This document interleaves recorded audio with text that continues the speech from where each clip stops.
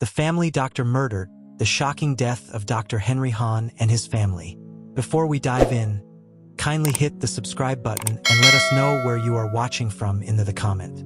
Dr. Henry Hahn's life looked perfect. A respected family doctor in Naperville, Illinois, a devoted husband, a loving father, a family that neighbors admired. He lived in a suburban house on a quiet street.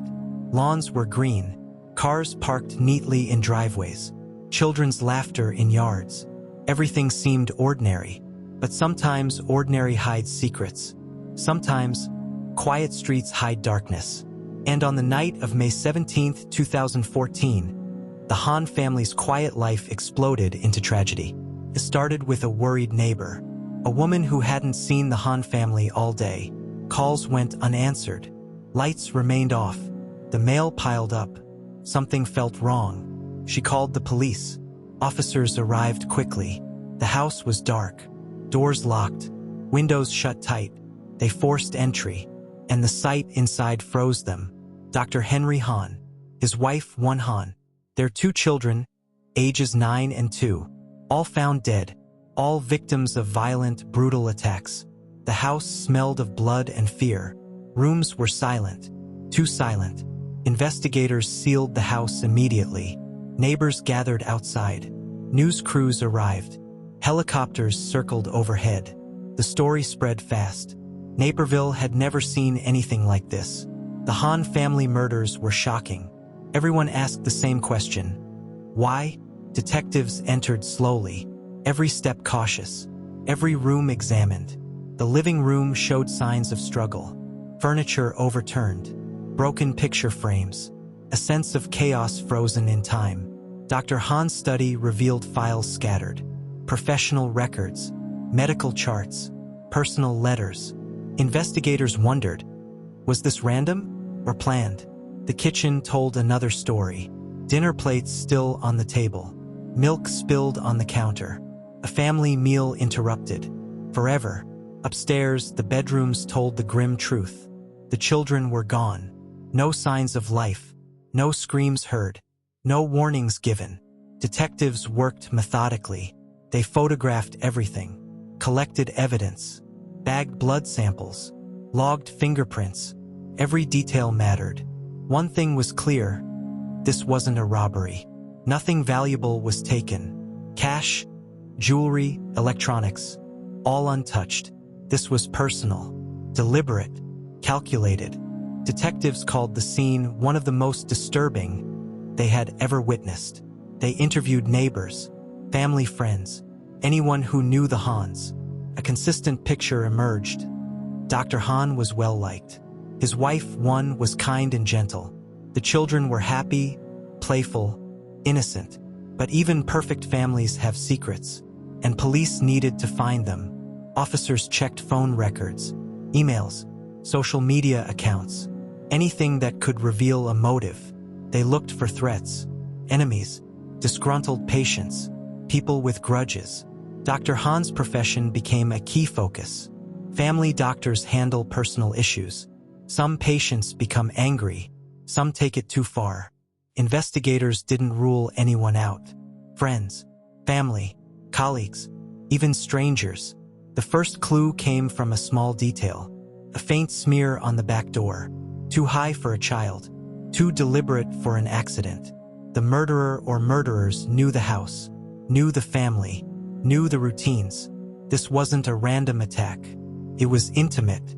It was chilling. Word spread fast. Naperville was in shock. Neighbors held vigils. Candles lit along the quiet streets. Schools sent counselors. Parents feared for their own children. Social media exploded. Rumors spread. Everyone wanted answers. Local news headlines screamed, "Family doctor and family found dead in Naperville home." Police investigate brutal quadruple murder. Naperville shocked. Who killed the Hahns? The fear wasn't just for the Hahns family. It was for everyone. Because if this could happen here, could happen anywhere. Dr. Hahn wasn't just a doctor. He was a community figure, loved by patients, respected by colleagues, active in charities. But as investigators dug deeper, cracks appeared. late-night office hours, private meetings with patients, disputes over treatment, arguments behind closed doors. Nothing overt, nothing illegal, yet patterns emerged. Some patients had grown frustrated. Some employees whispered about tension. Some colleagues hinted at conflicts. These were subtle clues, not the motive, not the answer, but important, because in true crime, the devil is in the details. Police identified a few key persons of interest: former employees, neighbors with grudges, patients with histories of anger, even relatives who had financial disputes. None were obvious. All had potential.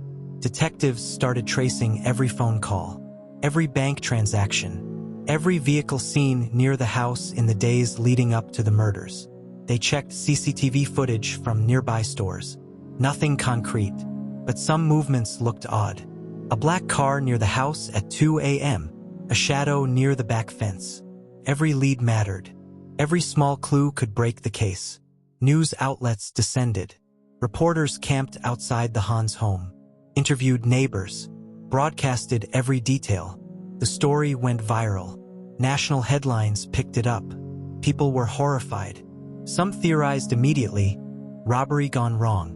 Others whispered, personal revenge.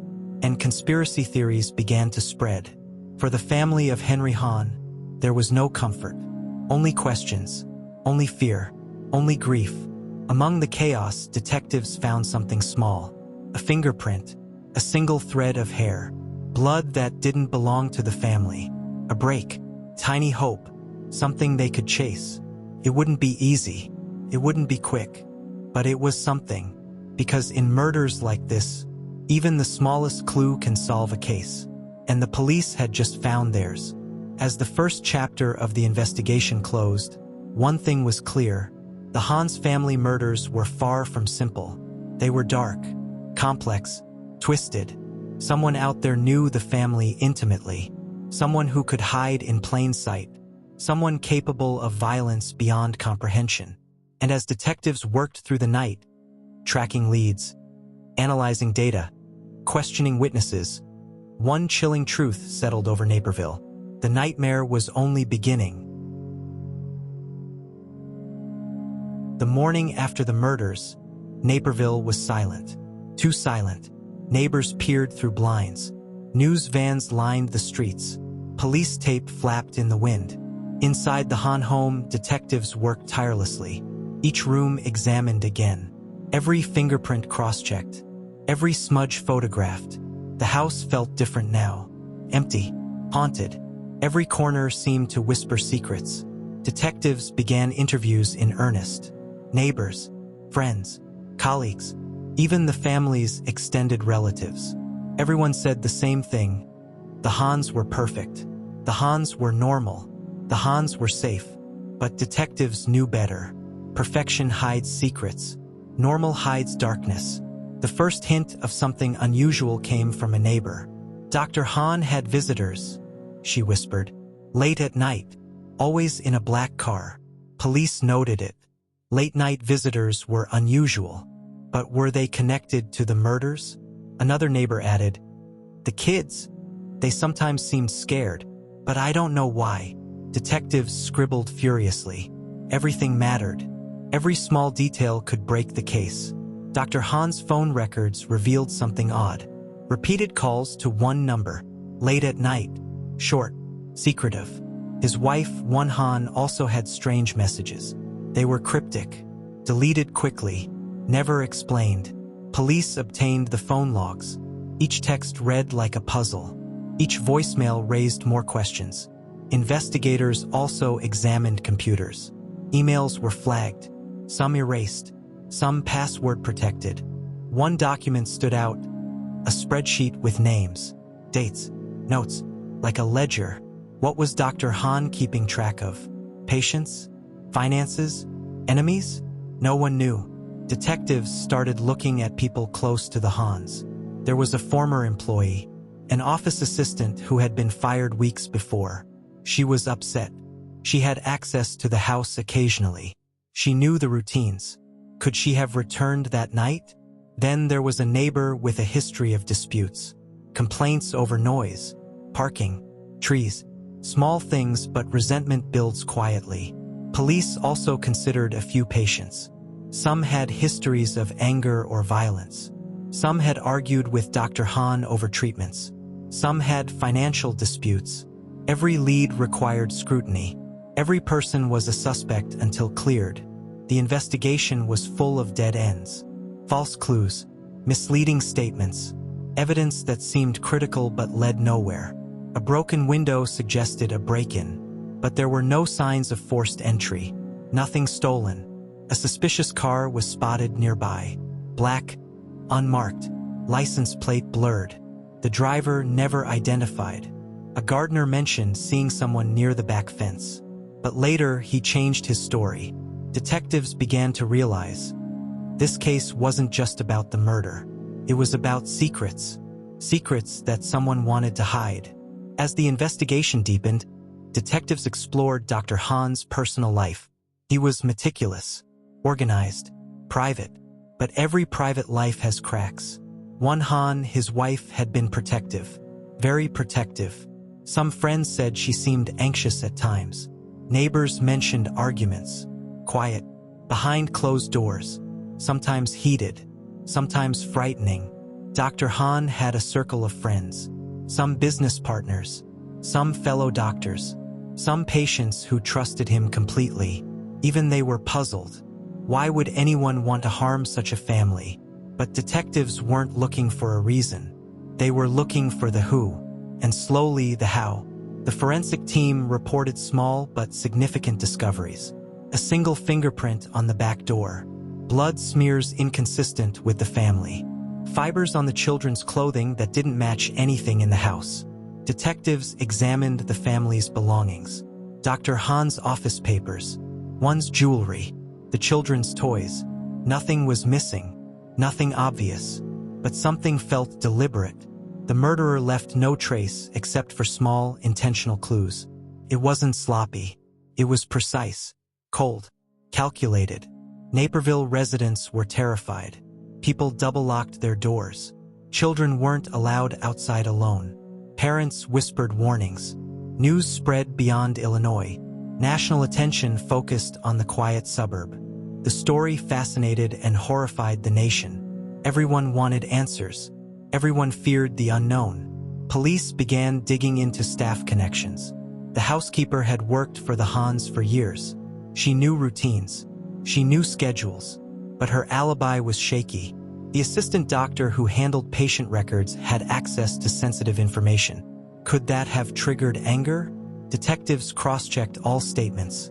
They verified work schedules, phone logs, financial records. Everyone seemed honest. But honesty doesn't equal innocence. Detectives discovered a tangle of potential motives.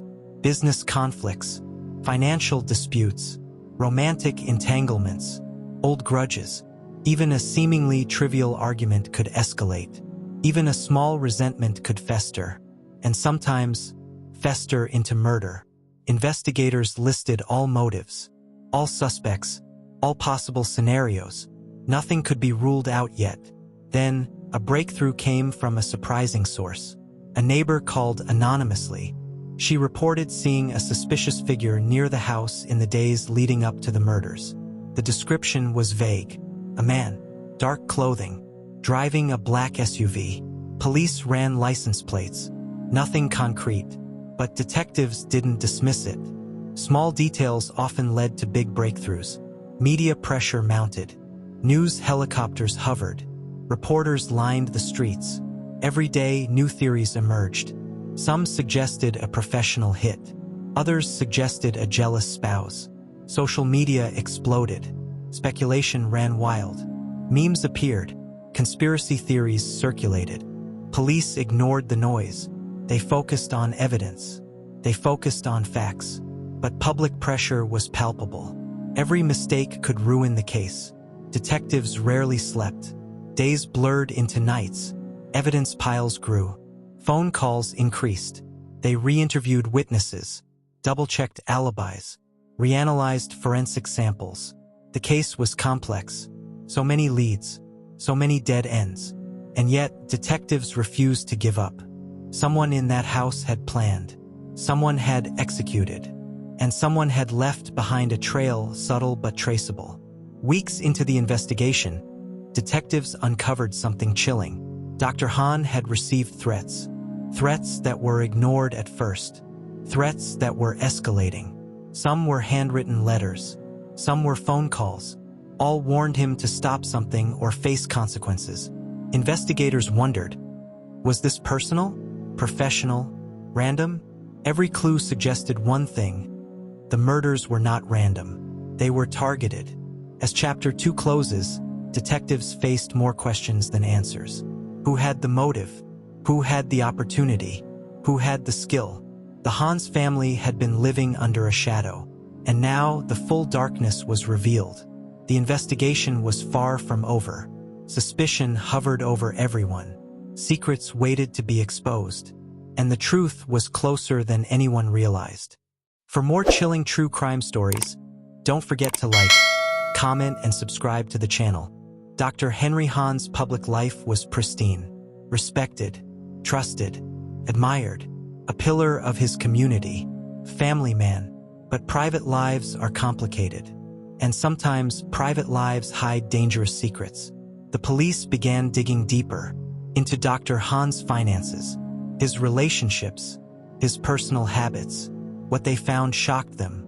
Dr. Hahn's accounts were meticulous, but there were anomalies, large transfers, unexplained deposits, some funds withdrawn in cash. Detectives traced the money. It went to offshore accounts. It went to companies with no clear purpose. Was Dr. Hahn laundering money? Was he being blackmailed? Or were the transactions innocent? Every lead pointed somewhere, but nowhere at the same time. Dr. Hahn's patients were mostly ordinary families, but a few had deeper connections. A man in his 40s, patient for years, had a history of violent threats. Some argued with Dr. Hahn over treatment options. Others owed him money, and a few were obsessed. Investigators began interviewing patients individually. Subtle patterns emerged. Whispers of resentment, jealousy, unrequited love. Even small grudges can fester. Even small obsessions can turn deadly. Police spoke to relatives, extended family, cousins, in-laws.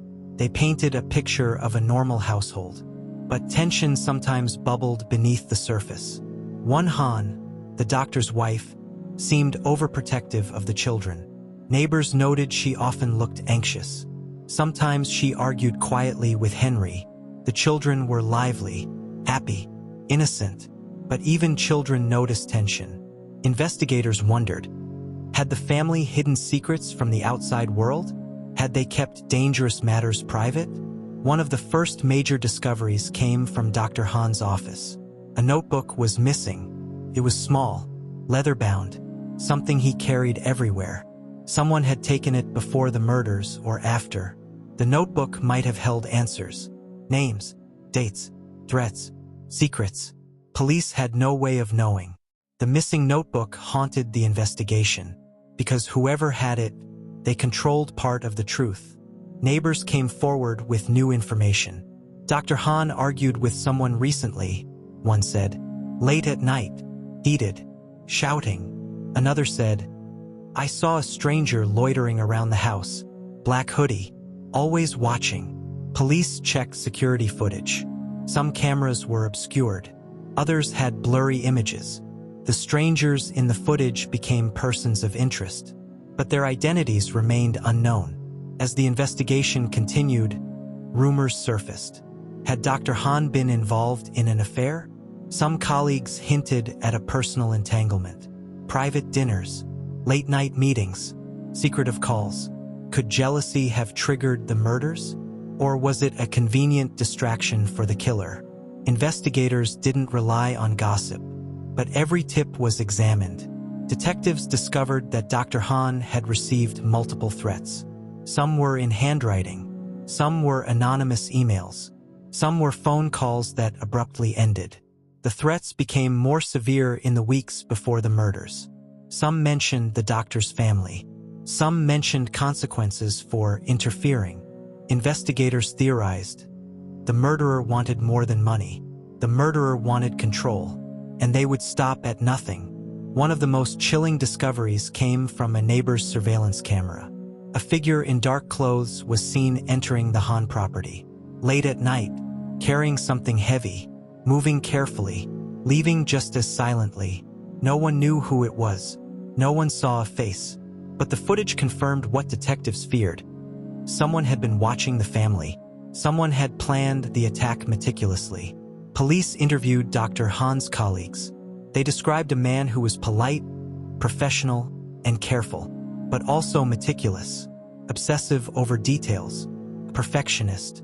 Some colleagues mentioned minor disputes over finances or office matters. Nothing major, they said, but sometimes small disagreements escalate. Detectives considered every possible angle. A financial investigator traced one of Dr. Hahn's unusual transactions. It led to a company with ties to a former patient. A patient with a criminal record, a history of violence, and grievances against Dr. Hahn.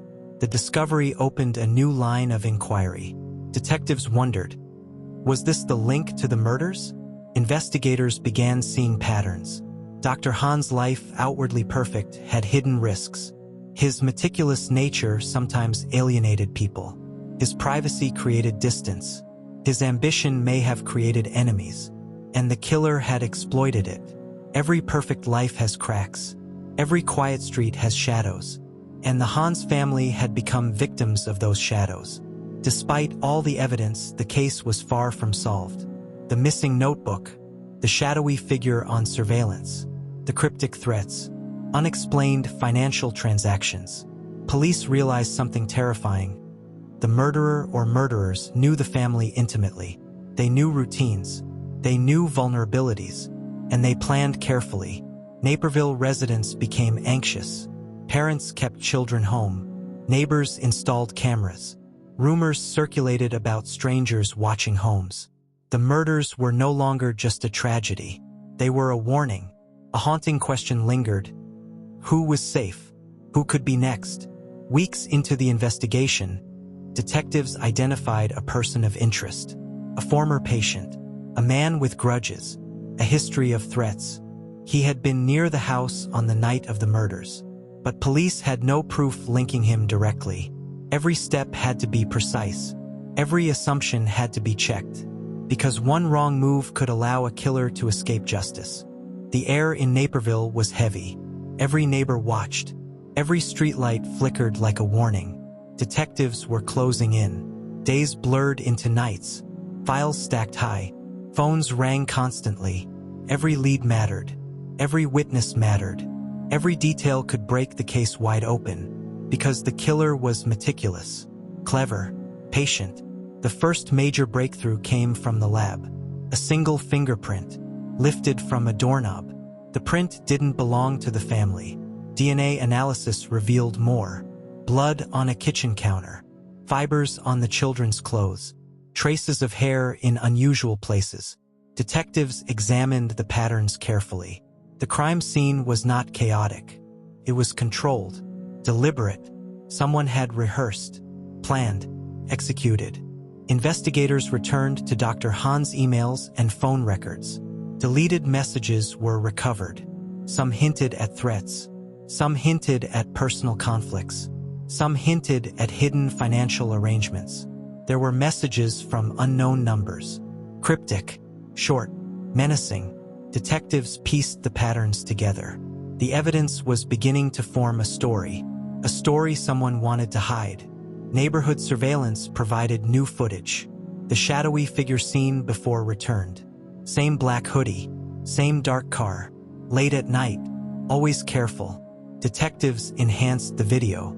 The face was still obscured, but movements, gestures, even posture offered clues. They began cross-referencing local records. Cars, rentals, previous arrests, anything that matched the vehicle and figure. The pressure was building. Every day without answers felt like a countdown. Detectives revisited every person of interest. Former employees, neighbors with grudges, patients with conflicts. They scrutinized every alibi. double-checked stories, compared statements to surveillance. One neighbor admitted he lied initially. He had been near the house at night. He claimed he was walking his dog, but his phone records contradicted him. Detectives began suspecting more than one person may have been involved. Investigators returned to Dr. Hahn's financial records. Large, unexplained transfers remained. Some went to shell companies, some to individuals with questionable histories. There were also strange connections among patients. Some owed him money, some held grudges, some seemed obsessed. Detectives theorized the murders could be connected to finances and grudges, or perhaps a combination of both. The housekeeper and former assistant doctor were questioned again. The housekeeper's statements changed subtly.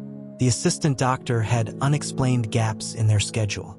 Detectives began monitoring them closely, not because they were guilty yet, but because inconsistencies demanded answers. Even small gaps in a story can be deadly. National news outlets continued coverage. Social media buzzed with speculation. Some claimed a professional hit. Others blamed jealous lovers. Conspiracy theories spread like wildfire. Police ignored the noise. They focused on facts. They focused on evidence. But the pressure was real. The community wanted justice. The country demanded answers. Forensic analysts made a chilling discovery. Blood splatters on the hallway wall indicated multiple positions. The killer moved quickly, efficiently, avoiding major signs of struggle. Hair samples revealed the killer was familiar with handling the victims. Not professional necessarily, but experienced enough to stay calm under pressure. Detectives realized the murders were not impulsive. They were planned, calculated, intentional. Investigators connected financial anomalies, threats, and surveillance footage. They identified a primary suspect, a former patient with grudges, a man who had been near the house repeatedly, a person capable of meticulous planning. The team began surveillance. They followed the suspect's movements, checked phones, tracked vehicles. Every small action was documented. Every step brought detectives closer to the truth. Police reconstructed the night of the murders. Arrivals, departures, movements inside the house, each action timed to the minute. It was clear the killer studied the family, learned their routines, planned attacks to minimize resistance. Detectives realized this wasn't about opportunity. It was about control, fear, power, and the killer had achieved all three. Naperville residents stayed vigilant. Parents escorted children to school. Neighbors reported strangers. Security cameras multiplied. Even day-to-day life felt tense. Everyone wondered if the killer was still nearby, if someone else was being targeted. The murders were no longer just a story. They were a warning, a shadow over the entire community. Reporters continued live coverage, updates on suspects, new forensic details, anonymous tips. Viewers across the country followed obsessively. Social media exploded with theories. Some praised the police. Some criticized the investigation. But everyone was captivated. And detectives remained silent, focused, methodical. Then a witness came forward. A delivery driver. Someone who had made a stop near the Hahn residence. He saw a figure leaving late at night. The witness described movements, not the face. But the description matched prior footage. Detectives compared gait, posture, and timing. They narrowed down potential suspects. The net was tightening. Investigators returned to personal connections. The suspect had financial disputes with Dr. Hahn. Past arguments recorded. Threatening messages intercepted. There was also a potential personal motive. The suspect had expressed anger over perceived slights. The combination suggested premeditation, not a crime of passion, a crime of planning, cold, calculated. The city held its breath. Naperville was tense. Every street corner whispered the same question: who killed the Hahn family? And would justice finally be served? The investigation had been long, tangled, exhausting, but detectives finally had a person of interest. The evidence was piling up. The suspect was cornered. a former patient with grudges, a man whose movements matched surveillance footage, a man whose fingerprints and DNA linked him to the scene. The arrest was swift. No gunfire, no chase, just handcuffs and silence. News crews swarmed. Arrest in Naperville family murders. Headlines screamed across the nation. Neighbors gathered, stunned, some in relief, some in disbelief. Inside the interrogation room, detectives faced the suspect. Calm, controlled, but tension thickened the air. The suspect claimed innocence. Every word rehearsed, every pause calculated. Detectives presented evidence. Fingerprints, DNA, financial records, witness statements. The suspect remained silent or denied everything. Even when confronted with the irrefutable, investigators sensed something chilling. This was someone dangerous, someone who had meticulously planned and executed murder. As news of the arrest spread, Naperville reacted. Parents held children tighter. Neighbors whispered cautiously. The community felt relief, but not closure. National media covered every angle. Experts debated motives. Psychologists analyzed the killer's profile. Social media exploded with theories. Some called it a crime of revenge. Others called it premeditated terror. And everyone agreed it was horrific. Weeks later, the courtroom was packed. Journalists, families, curious onlookers. The air smelled of tension and anticipation. The prosecution laid out the case. Detailed, brutal, convincing. Fingerprints, DNA, financial records, witness testimony. They described the night of May 17, 2014. Step by step, room by room, every move of the killer mapped with chilling precision. The defense claimed innocence, argued alternative theories, pointed to the missing notebook, questioned witness reliability. But the prosecution's case was compelling, clear, methodical. During the trial, new details emerged. The suspect had a hidden history, threats, obsessions, financial disputes, secrets that connected them directly to the Hans family. Witnesses recounted strange events prior to the murders, suspicious visits, late-night phone calls, messages threatening the doctor and his family. The courtroom gasped at each revelation. The tension was palpable. Every word hung like a knife. Weeks of testimony ended. Closing arguments delivered. The jury deliberated. Hours turned into days. Each juror weighed the evidence. Every piece of forensic proof. Every witness account. Outside the courthouse, crowds gathered. Families, reporters, neighbors, all waiting for justice. Inside, the air was thick. No one spoke. Every second stretched. Finally, the jury returned. The verdict: guilty on multiple counts. First-degree murder, second-degree murder, premeditated acts. The courtroom erupted. Some cried in relief. Some wept quietly. Some were stunned into silence. The sentence was severe.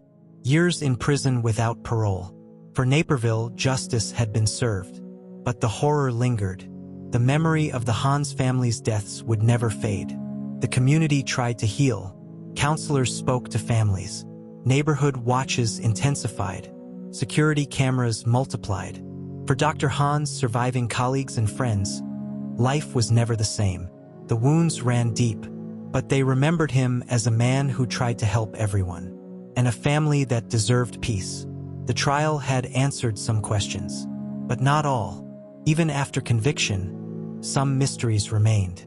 The missing notebook, the timing of threats, how meticulously the killer planned everything, and whether any accomplices were involved. Detectives continued reviewing evidence, because in cases like this, even small details can reveal bigger truths. The Hahn family had been brutally murdered, but the echoes of the crime would ripple for years. The case shocked the nation. It reminded everyone that evil can lurk behind perfect facades, that ordinary lives can hide extraordinary danger. Dr. Hahn had been a healer, his family innocent, their deaths senseless yet meticulously planned. For viewers, the story was more than crime. It was a chilling reminder. Appearances can deceive, trust can be exploited, and darkness can hide in plain sight. The Hans family murders became a case study. Law enforcement analyzed every detail. Psychologists examined the killer's profile. True crime enthusiasts studied the meticulous planning. And for Naperville, the shadow remains. A quiet street, family gone, community forever changed. The truth had been revealed. Justice had been served. But the story left a lingering question. How well do we really know the people around us? The Han family's lives were shattered in one night. The investigation uncovered dark secrets, hidden motives, and chilling evidence. The trial exposed the terrifying lengths one person could go for revenge and control. Yet, some questions remain unanswered. The missing notebook, the psychological depths of the killer, and the echoes of fear in the community. For those watching, the story leaves a haunting thought. Even in the most peaceful neighborhoods, darkness can strike. The Hans family may be gone, but their story endures. And the lessons of their tragedy resonate, because evil often hides behind the most ordinary facades. And sometimes, the truth is stranger and darker than anyone could imagine. For more chilling true crime stories, don't forget to like, comment, and subscribe to the channel.